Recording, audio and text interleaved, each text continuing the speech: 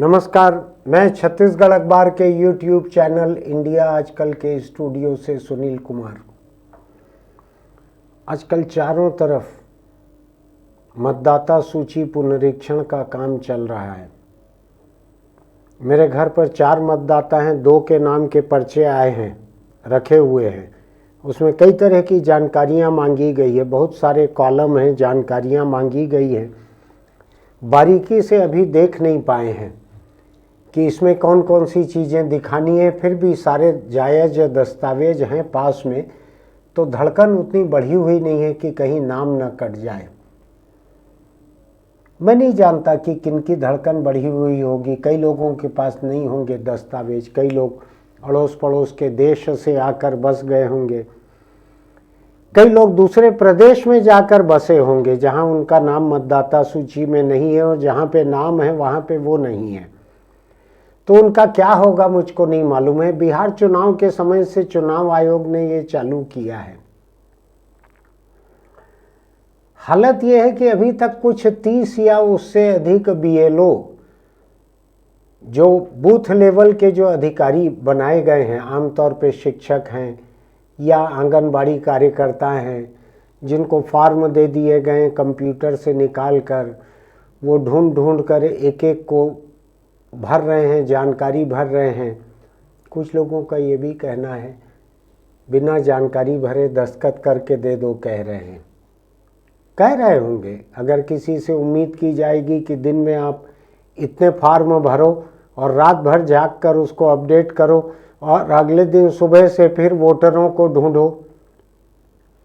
Social media पर इसका तरह तरह से मखौल उड़ाया जा रहा है। मैं इनकी मेहनत का मखौल नहीं उड़ा रहा हूँ, उनके साथ मेरी हमदर्दी है। उसमें से बहुत सारे लोग मारे गए हैं, कुछ लोगों ने खुदकुशी कर ली है, कई लोगों की धड़कन रुक गई है। परिवार बतला रहा है कि इतने ज़्यादा तनाव में थे। बीएलओ किस तनाव में काम कर रहे हैं, मैं आपको एक वीडियो भी दिखाना चाहता हूँ उत्तर भारत का। देखिए क्या हालत हो गई है सरकारी कर्मचारियों की। हर कोई इतना हौसला नहीं जुटा पाते कि ऐसा वीडियो बना के खुदकुशी कर ले। मैं आपको एक बात बता दूं, जो लोग ये सोचते हैं कि कायर लोग खुदकुशी करते हैं, उनको मैं बतला दूं खुदकुशी करने में भी बड़े हौसले की ज़रूरत पड़ती है। किसी को नहीं करना चाहिए। नौकरी छोड़ दीजिए, छुट्टी ले लीजिए, अस्पताल में भर्ती हो जाइए, मत कीजिए काम, लेकिन जान मत दीजिए। आज मैं इसी बात को जोर देने के लिए यहाँ खड़ा हुआ हूँ कि जान मत दीजिए। चुनाव आयोग हो, सरकार हो, सरकारी नौकरी हो, जिंदगी इन सब से ऊपर है। आपके घर वाले आपको जिंदगी भर खिला लेंगे बिठाकर, लेकिन खुदकुशी मत कीजिएगा कभी सरकार या चुनाव आयोग के दबाव में आकर। चुनाव आयोग खुद ही मखौल का सामान बन गया है हिंदुस्तान में। मैं किसी के नाम की खिल्ली उड़ाना नहीं चाहता, क्योंकि नाम तो माँ बाप रखते हैं। मेरा नाम अगर सुनील है तो मेरे माँ बाप ने रखा था। इसका मतलब होता है अच्छा नीला रंग, ऐसा एक मतलब होता है इसका, ज़्यादा तो मुझको नहीं मालूम है। मैं जर्मनी गया था तो वहाँ सुपरमार्केट में शेल्फ जो हैं सुनील ब्रांड के साबुन, डिटर्जेंट, पाउडर सबसे भरे हुई थी। हिज्जा मेरे ही नाम का था, लेकिन 1 किलो से कम का पैकेट नहीं था। उतना महंगा खरीदने की ताकत नहीं थी, वजन भी उठा नहीं सकता था उतना, तो बिना खरीदे वापस आया था फोटो खींचकर। तो नाम पर किसी का काबू नहीं रहता है। अगर मुख्य चुनाव आयुक्त का नाम ज्ञानेश कुमार है तो मैं नाम की खिल्ली नहीं उड़ाता। नाम तो माँ बाप ने रखा था, उनको क्या मालूम था कि ये बड़ा होकर क्या बनेगा। ये ज्ञानेश, ज्ञान का ईश या ऐसा ऐसे कुछ होता है क्या, जो लोग जानते हैं व्याकरण वगैरह वो बता सकेंगे। लेकिन माँ बाप को थोड़ी पता होगा कि उन्होंने ज्ञान पर जिसका नाम रखा वो इतना मखौल अपना उड़वाएगा। मैं मखौल उड़ाना नहीं चाहता हूँ, नाम का नहीं, लेकिन काम का तो मखौल उड़ा सकता हूँ मैं। अभी मेरे पास एक वीडियो आया है जो चुनाव आयोग ने अपनी ही वेबसाइट पे डाला है। इतने तनाव में है बीएलओ काम करने वाले लोग, जो एक एक वोटर से पर्चा भर रहे हैं और बिना ज़्यादा जानकारी के उसको मोबाइल से या कंप्यूटर से रात रात जाग कर अपलोड कर रहे हैं। कहीं पर नेटवर्क नहीं आता है, कहीं आपका मोबाइल काम नहीं करता है, लेकिन कर रहे हैं काम, जान देने के कीमत पर भी काम कर रहे हैं। हार्ट अटैक हो रहा है, हार्ट फेल हो रहा है तो भी काम कर रहे हैं। इतने तनाव के लोग, और इसमें बता दूं आपको मैं, केंद्र सरकार को खुश करने के लिए चुनाव आयोग कर रहा है ऐसी तोहमत लगती है, लेकिन राज्यों में कौन लोग काम करते हैं? राज्यों में राज्य सरकार के कर्मचारी ही काम करते हैं। ये केंद्र सरकार के कर्मचारी तो ऐसे मुट्ठी भर रहते हैं, वो ये काम नहीं करते। तो एक वीडियो आया है केरल का, केरल में जहां पर कि भाजपा की सरकार नहीं है, वहां के लोग जो बीएलओ हैं, वो लोग स्त्री पुरुष जितने लोग काम कर रहे थे, सरकारी कर्मचारी, वो लोग तनाव मुक्त होने के लिए एक डांस कर रहे हैं, समूह नृत्य कर रहे हैं।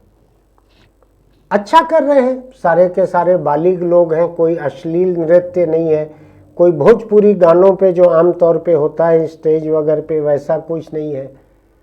सब परिवारों वाले लोग दिख रहे हैं, अच्छे से डांस कर रहे हैं उत्साह से। तनाव मुक्त होने के लिए चुनाव आयोग ने ये वीडियो पोस्ट किया है। ज्ञानेश कुमार जी जो कि मुख्य चुनाव आयुक्त हैं, उनके चुनाव आयोग के एक्स जो ट्विटर कहलाता था पहले, उस पेज से मैंने डाउनलोड किया है। हमारे वीडियो एडिटर आपको दिखाएंगे, थोड़ा देख लीजिए इसको, वीडियो को एक पल के लिए। ये तरीका निकाला है केरल के कर्मचारियों ने तनाव मुक्त होने के लिए, और चुनाव आयोग ने तारीफ की है इसकी, अपने पेज पर डाला है। मैं भी तारीफ कर रहा हूँ इसकी कि एक शालीन तरीके से तनाव मुक्त होना हर किसी का हक है। केरल में जहाँ पर कि सरकार भाजपा की नहीं है, वामपंथी सरकार है, वहाँ के कर्मचारी ऐसा कर रहे हैं। हालांकि दूसरा हिस्सा जो है वामपंथी वहाँ नहीं है, बंगाल में, वहाँ ममता की सरकार है, वहाँ हड़ताल कर रहे हैं सरकारी कर्मचारी, बीएलओ जिनको बनाया गया है, उनके अपने तर्क हैं, वो भी आपको बताता हूँ। लेकिन ये वीडियो जो उन लोगों ने बनाया है अपने तनाव मुक्त होने के लिए, उसको पोस्ट करते हुए अपने ट्विटर हैंडल पर, ज्ञानेश कुमार जी को ये नहीं लगा कि उसमें तो महिलाएं दिख रही हैं डांस करते हुए। आपको ध्यान है कुछ महीने पहले की बात है, यही आदमी था ना जो कह रहा था, जब राहुल गांधी ने चुनाव आयोग को तरह तरह से घेरा था और दूसरे विपक्षी दल भी घेर रहे थे, राहुल की मोनोपोली नहीं थी, उस वक्त ज्ञानेश कुमार ने कहा था ये लोग, ये विपक्षी दल, ये कांग्रेस, ये राहुल, ये लोग मांगते हैं हमारे से कि हम मतदाता केंद्र के वीडियो दे दें। उन्होंने वीडियो केवल उतने से मांगे थे जहां अपने शाम 5 बजे के बाद भी मतदान की इजाजत दी थी। नियम यह है कि अगर मतदाता पहुंचे रहते हैं मतदान केंद्र के अहाते में तो उनको पर्ची दे दी जाती है, फिर जितने भी बजे तक मतदान चले सो चले। ऐसे में ही आंकड़ों की बड़े पैमाने पर हेरा फेरी का संदेह है लोगों को, मुझको नहीं है, मैं चुनाव आयोग पे जरा भी संदेह नहीं करता। वहां के मुखिया के नाम में ज्ञान है तो मैं कोई संदेह करके अपना ज्ञान जाहिर करना नहीं चाहता। लेकिन जब इन लोगों ने कहा कि ऐसे बूथ जहां पे 5 बजे के बाद भी मतदान हुआ है, थोड़ा उसका वीडियो दे दीजिए साहब, हम भी देख लें 5 बजे के बाद कितने लोग थे वहां पर। और हर जगह कैमरे लगे हुए हैं, सब जगह कैमरे लगे हुए हैं। तो ज्ञानेश कुमार जी ने क्या कहा था सुनिए जरा।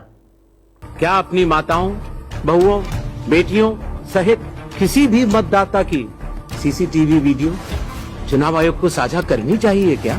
तो ज्ञानेश कुमार जी ने क्या कहा था सुना अभी आपने, भरी प्रेस कॉन्फ्रेंस थी, कैमरे बहुत सारे सामने थे, इसीलिए वीडियो हमारे पास है। उन्होंने एकदम तिलमिलाकर बहुत दर्द के साथ उनके मन की भावनाएं आप देखिए कैसे उनके चेहरे पे आ रही हैं। विचलित थे वो, भारतीय संस्कृति है, विचलित होना स्वाभाविक है। राहुल गांधी और बाकी लोग वोटरों के वीडियो मांग रहे हैं जो 5 बजे के बाद भी लाइन में लगे थे उनके। और ज्ञानेश कुमार जी, परम आदरणीय प्रातः स्मरणीय ज्ञानेश कुमार जी ने मन के पूरे दर्द के साथ कहा था कि क्या हमको माताओं, बहनों, बहुओं, बेटियों, क्या इनके वीडियो किसी को देने चाहिए? बात सही है। जिस तरह से इन्होंने आपत्ति की थी, ऐसा लग रहा था कि लोग कोई निजी वीडियो मांग रहे हैं, बटन दबाते वीडियो मांग रहे हैं, कि कहीं मतदाता केंद्र में जो निजी उपयोग के लिए जो रहते हैं कमरे, क्या वहां के वीडियो मांग रहे हैं? किसके वीडियो मांग रहे हैं? इनकी आपत्ति, इनकी तिलमिलाहट बड़ी थी। मैं भारतीय संस्कृति की जो फिक्र कर रहे थे ज्ञानेश कुमार जी, बाद में पार्लियामेंट में एक कोई वोटिंग हुई थी, काहे की वोटिंग थी मुझको भी ठीक से याद नहीं पड़ रहा है, संसद भवन में। उसमें जितने पुरुष महिला सांसद पहुंच रहे थे, उन सब लोगों की फोटो वीडियो जारी हो रहा था वहां से। उसमें भी मुझको पक्का पता है कि जितनी महिला सांसद थी वहां पे, वो किसी की माँ होंगी, किसी की बहन होंगी, किसी की बेटी होंगी, किसी की बहू होंगी। और चुनाव आयोग के मातहत ही चुनाव शायद हो रहा था वो।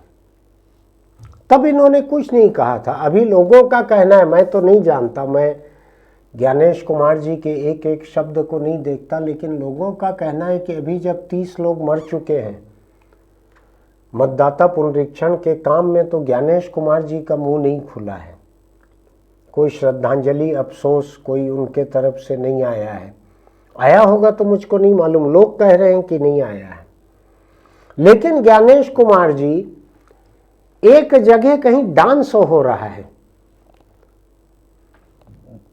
उनकी ड्यूटी लगी है चुनाव कार्य के लिए, मतदाता पुनरीक्षण के काम के लिए ड्यूटी लगी है सरकारी कर्मचारियों की। वो एक हॉल के भीतर अपने मनोरंजन के लिए डांस कर रहे हैं। इन माता बहनों का वीडियो पोस्ट करने का अधिकार आपको किसने दिया? ज्ञानेश कुमार जी। और मान लीजिए उन्होंने खुद भी उसकी शूटिंग की है, तो आपने कैसे बांट दिया बाहर? उसमें बहुत सारी, आधे से ज़्यादा मुझको उसमें महिलाएं दिख रही है, माता, बहनें, बेटी, बहू सब दिख रही है। आपने कैसे चुनाव आयोग के एक्स हैंडल पर उसको पोस्ट कर दिया, उस वीडियो को? आप देखिए जरा, इस वीडियो को भी देखिए। देखा आपने, लोगों ने अपने मनोरंजन के लिए इसको पोस्ट किया। ये वही ज्ञानेश कुमार है जो एकदम दुहाई दे रहा था। माता बहन का फोटो कैसे दे देंगे? वो तो पोलिंग बूथ में खड़ी थी, वहां डांस उन्स नहीं हो रहा था। वो पोलिंग बूथ में खड़ी थी, वो महिलाएं, पुरुष, केवल महिला का नहीं मांगा था किसी ने, ज्ञानेश जी। उधर देने में आपको माँ, बहन, बेटी, बहू सब, आप माँ बहन पे उतर आए थे, तर्कहीन बात करने लगे थे, कुतर्क की बात करने लगे थे, लोगों की भावनाओं को छूने लगे थे जाकर। ये माँ बहन का वीडियो मांग रहा है। माँ बहन का किस चीज का वीडियो मांग रहा था? विपक्ष माँ बहन के, पुरुष के, हर मतदाता के 5 बजे के बाद के पोलिंग वाले वीडियो मांग रहा था। तुम उसको ऐसे सनसनीखेज तरीके से पेश कर रहे थे कि माँ बहन के कुंभ में नहाने का वीडियो मांगता है, ये माँ बहन के तालाब में नहाने का वीडियो मांगता है। ऐसे सनसनीखेज तरीके से तुम इसको पेश कर रहे थे। माता पिता ने बहुत सोच समझ के, अच्छी नीयत से आपका नाम रखा होगा ज्ञानेश कुमार, मुझको उसमें कोई शक नहीं है। कोई माँ बाप अपनी औलाद का नाम किसी गलत नीयत से नहीं रखते। लेकिन तुम ये कौन सा ज्ञान दे रहे हो ज्ञानेश? कौन सा ज्ञान है ये? तुम उधर मतदाताओं की कतार का वीडियो देने को तुम सनसनीखेज बना रहे। देखो मां बहन का वीडियो मांगता है, मां बहन का वीडियो मांग रहा है। राहुल गांधी मां बहन का वीडियो मांग रहा है, बताओ देना चाहिए? आप राहुल गांधी को बच्चलन भी साबित करने की कोशिश कर रहे थे, ऐसा मुझको लगता है। मेरी व्याख्या ये है, ये मां बहन का वीडियो मांगता है। मां बहन का वीडियो किसी को दिया जा सकता है। और अब तुम जो पुरुष और महिला कर्मचारी अपना तनाव मुक्त करने के लिए वो नृत्य कर रहे हैं, तुम उस वीडियो को खुद होके पोस्ट कर रहे हो। अब तुमको नहीं दिख रहा कि उतनी महिलाओं के घरों में उस वीडियो को देख के अगर कोई आपत्ति होगी तो कौन जिम्मेदार रहेगा? ज्ञानेश कुमार संवैधानिक कुर्सी पे बैठे हो, इससे बड़ी कुर्सी इस जीवन में अब तुमको नहीं मिल सकती। राष्ट्रपति उष्पति तुमको कोई बनाएंगे नहीं, जो मिलना था तुमको मिल चुका है। अब इस आखिरी और सबसे ऊंची कुर्सी की गरिमा का तो ख्याल रख लेते माँ बहन करने के पहले। सड़कों पे लोग माँ बहन गालियों के लिए इस्तेमाल करते हैं, तुमने राहुल गांधी और विपक्ष पे हमला करने के लिए माँ बहन का इस्तेमाल कर लिया था। ऐसा तो मैंने कभी नहीं देखा था। किसी ने नहीं कहा था महिला महिला का वीडियो दो, किसी ने नहीं कहा था। अगर कहा हो तो ज्ञानेश कुमार और उनके हिमायती जो हैं वो भेज दे। मैं इस वीडियो को दोबारा एडिट कर लूँगा, इसको हटा दूंगा और बता दूंगा कि विपक्ष ने केवल महिला महिला का, केवल माँ बहन बहू और बेटी के वीडियो मांगे थे। आप इस भाषा का इस्तेमाल करके क्या साबित करना चाहते हैं भारत के विपक्ष को? आपको विपक्ष की बातें पसंद ना आए वो समझ में आता है। जब तक कोई दूसरा राजनीतिक दल विपक्ष के खिलाफ प्रेस कॉन्फ्रेंस ले, उसके पहले ज्ञानेश कुमार प्रेस कॉन्फ्रेंस लेते थे हड़बड़ी में कि 2 मिनट भी कहीं राहुल गांधी की कही हुई बातें किसी चैनल पर ना आ जाएं। ऐसी हड़बड़ी रहती थी आपको कि राहुल के एक एक शब्द का कैसे खंडन किया जाए। आप करो, आपका काम है, आप संवैधानिक पद पे बैठे हो, आप कुछ भी कर सकते हो। आप ये भी कर सकते हो कि लोग मरते रहे लेकिन हम 4 तारीख तक हम मतदाता पुनरीक्षण का काम कर लेंगे। जब बहुत सारी मौतें हो गई और पार्लियामेंट में सवाल उठे लगे, तो पार्लियामेंट शुरू होने के कुछ घंटे पहले तुमने हड़बड़ाकर भागते गिरते पड़ते हुए इसको 7 दिन और आगे बढ़ाया। पहले ही बढ़ा देते 7 दिन, कई मौतें रुक गई रहती जो हड़बड़ी में मरी है। देखिए ना कैसे रो रहा है ये आदमी, देखिए इसकी खुदकुशी का जिम्मेदार कौन है? ज्ञानेश कुमार। ये 7 दिन अगर पहले रहता, बढ़ा रहता, जिससे कोई धरती आसमान एक नहीं हो रहा है, भूचाल नहीं आ रहा है, जिससे कोई ज्वालामुखी नहीं फट पड़ना था। अगर इस तरह का एक हिंसक और खूनी टारगेट अगर लोगों पे नहीं लादा जाता तो हो सकता है ये आदमी जो रो रहा है ये जिंदा रहता। थोड़ा सुन के देखिए इसको। ज्ञानेश कुमार, मैं आपके लिए खास कर बोल रहा हूं, जरा सुन के देखो इसको। दीदी माफ करना, मैं तुम्हारे विश्वास पे खड़ा नहीं होता पाया। मम्मी इन बच्चों का ख्याल रखो, मेरे साथ बढ़ाने क्या होगा? मैं चुनाव के इस खाते में समझ रहा, काश मैं इसमें निपुण हो पाता।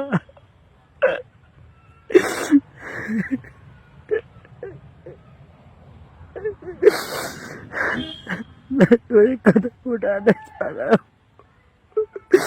इसका स्वयं मैं ही जिम्मेदार हूँ। इसमें किसी का कोई दोष नहीं है, मेरे परिवार को कुछ नहीं कहना है। मैं बहुत दुखी हूँ, इस दिन से चैन से नहीं सो पाया हूँ। मेरी छोटी छोटी 4 लड़कियां हैं। अगर ऐसी तानाशाही, सुप्रीम कोर्ट ने कहा है प्रशांत भूषण को, जब उन्होंने तानाशाही शब्द का इस्तेमाल किया तो सुप्रीम कोर्ट ने कहा है कि ऐसी भाषा का इस्तेमाल मत करो। सुप्रीम कोर्ट कह सकता है प्रशांत भूषण को, लेकिन मैं तो तानाशाही कह सकता हूं इस बात की कि आपने एक अनरियलिस्टिक, एक अवास्तविक एक टारगेट दिया था, 4 तारीख तक हो जाना चाहिए। ये अफसर अपने नीचे के अफसरों को फोन करके धमका रहे थे,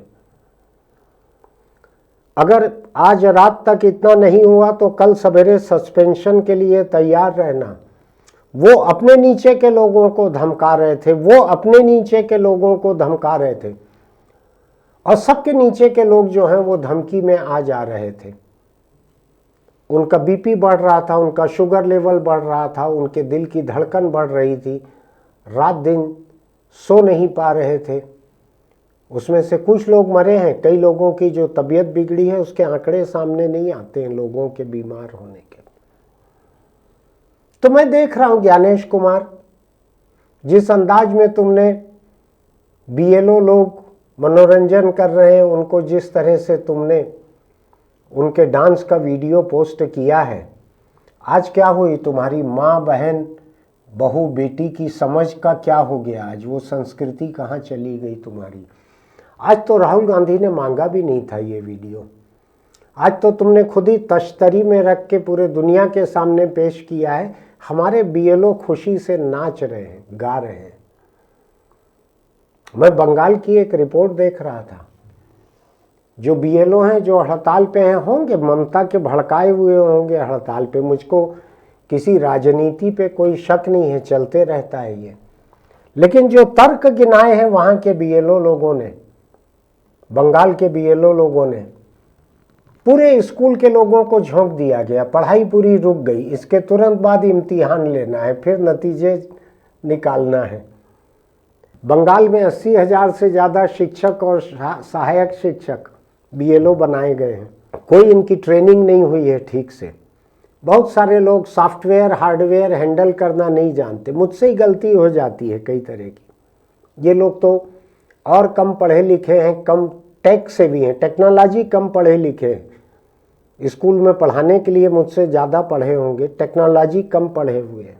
मैं हैरान हूँ, तुमको लाशों पे फूल चढ़ाने की तुमको फुर्सत नहीं मिली ज्ञानेश कुमार। मैं तुम्हारा ट्विटर हैंडल देख रहा था अभी, बहुत सारी तस्वीरें देखी, मुझको तो श्रद्धांजलि वगैरह नहीं दिखी है उसमें। तुम और देख लेना, दिखा देना, अगर होगा तो हम इस वीडियो को दोबारा ऐड कर देंगे। अभी रिकॉर्डिंग के बीच मैंने लैपटॉप पर इलेक्शन कमीशन के ज्ञानेश कुमार के जो आयोग वाला ट्विटर हैंडल है उसको खोल के उसमें मीडिया में जाकर बहुत दूर तक नीचे चले गया मैं। कोई श्रद्धांजलि नहीं है, कोई अफसोस नहीं है, हमदर्दी के 2 शब्द भी नहीं है। एक आध वीडियो जरूर है और फोटो वीडियो या कुछ है कि किस तरीके से कोई बीएलओ पिता के गुजर जाने पे भी काम करते रहा, उस समर्पण का वीडियो जरूर है। मैं सोचता हूं कि जिस दिन भारतीय लोकतंत्र में एक संवैधानिक संस्था पे बैठे हुए व्यक्ति ने सबसे ओछे शब्द तो नहीं कहूंगा लेकिन सबसे नाजायज शब्द कहे थे, ये माँ बहन का वीडियो मांग रहे हैं ये लोग। क्या माँ बहन का, बहू बेटी का वीडियो किसी को दिया जा सकता है? ऐसा कहा था ज्ञानेश कुमार ने। आज वो महिलाओं के डांस करने का वीडियो पोस्ट कर रहा है। सोच के देखिएगा कि संवैधानिक संस्थाओं का क्या हाल हो गया है। माँ बाप ने बड़ी हसरत के साथ नाम इसका ज्ञानेश रखा होगा। मुझको इसके माँ बाप के साथ हमदर्दी है, उनकी हसरत पूरी हो नहीं पाई, मेरी हमदर्दी है उनके साथ। इसकी हरकतों में ज्ञान कम है, अड़े ही रहता। माँ बहन का हम वीडियो नहीं दिखाएंगे, संसद में भी महिला मतदाताओं का नहीं दिखाया रहता। सोनिया गांधी पहुंची और महिलाएं पहुंची, नहीं दिखाते वीडियो। वहां तो दिखा दिया, सुप्रिया सुले का दिखा दिया, बहुत सारे जितने मुझको दिखे थे सबका दिखा दिया। अब तुम डांस करते दिखा रहे हो महिलाओं को। तुमको जो फूट फूट के रो रहा है एक बुजुर्ग, जान दे दी जिसने, उस पे 2 शब्द तुम्हारे पास नहीं है, तुम अभी डांस करने में लगे हुए हो। उस वीडियो को देख के ये डांस कर रहा होगा कि बीएलओ डांस कर रहे हैं। सोचिएगा, इस देश की संवैधानिक संस्था जो एक सबसे बड़ी संस्था है, जिसके जिम्मे लोकतंत्र में चुनाव करवाना है, उस पे बैठा हुआ आदमी कैसे ओछेपन की बात कर रहा है। सोचिएगा इसको। फिर मिलेंगे। आपको लगता है कि मैंने एक जायज़ बात उठाई है तो अपने दोस्तों को भी ये लिंक भेजिएगा। संवैधानिक संस्था जो है, ऐसा नहीं कि वो जनता के प्रति जवाबदेह नहीं रहती है। हर कोई जनता के प्रति जवाबदेह रहते हैं, चाहे वो सरकार में रहें, अदालत में रहें, संसद में रहें या किसी संवैधानिक ओहदे पे रहें। सब लोग जनता के प्रति जवाबदेह हैं, मेरे प्रति भी जवाबदेह हैं। 1/140 करोड़ हिस्सा मेरा भी है जवाब मांगने में, उसके हक में। ये वीडियो आपको ठीक लगे, इसका लिंक दोस्तों को भेजिएगा, कमेंट बॉक्स में लिखिएगा आपका क्या कहना है। पसंद आए तो लाइक कीजिएगा, नोटिफिकेशन की बटन दबाइएगा, हमारे यूट्यूब चैनल इंडिया आजकल को फॉलो कीजिएगा, सब्सक्राइब कीजिएगा, कोई फीस नहीं है। चलते चलते एक छोटी सी सलाह, अगर आप दुपहियों पर चलते हैं, चाहे चलाएं चाहे पीछे बैठें, तो हेलमेट लगा कर रखिए। हेलमेट का बेल्ट भी नीचे से बांध कर रखिए। आज ही सुबह मुझको बहुत तकलीफ हुई जब मैंने छत्तीसगढ़ का ही एक रोड एक्सीडेंट देखा है। 2 मोटरसाइकिलें टकराई है, 2 या 3 लोग मर गए हैं, लाशें बिखरी हुई है सड़क के ऊपर। हो सकता है कि हेलमेट रहने पर इनमें से कोई मौत टल जाती। ट्रैफिक पुलिस को ध्यान में रख के हेलमेट मत लगाइए। अपने परिवार को देखकर, अपने शुभ चिंतकों को, दोस्तों को याद करके हेलमेट लगाइए। पूरी जिंदगी हो सकता है आप अपाहिज हो जाएं, सिर पे कोई ऐसी चोट लगे। ऐसी अपाहिज जिंदगी से बचने के लिए हेलमेट लगाइए। टेक्नोलॉजी ने आपको दुपहिया दिया है, लेकिन उसी टेक्नोलॉजी ने आपको हेलमेट लगाने की सलाह भी दी है। आपको मालूम है, दुनिया के जितने सभ्य देश हैं उसमें बिना हेलमेट नहीं चला सकते आप दुपहिया। हिंदुस्तान की बात अलग है, इधर आप चला सकते हैं। लेकिन अगर आप अपने आप को किसी सभ्य देश के नागरिक जितना सुरक्षित रखना चाहते हैं तो बिना पुलिस के भी हेलमेट लगा लीजिए। फिर मिलेंगे।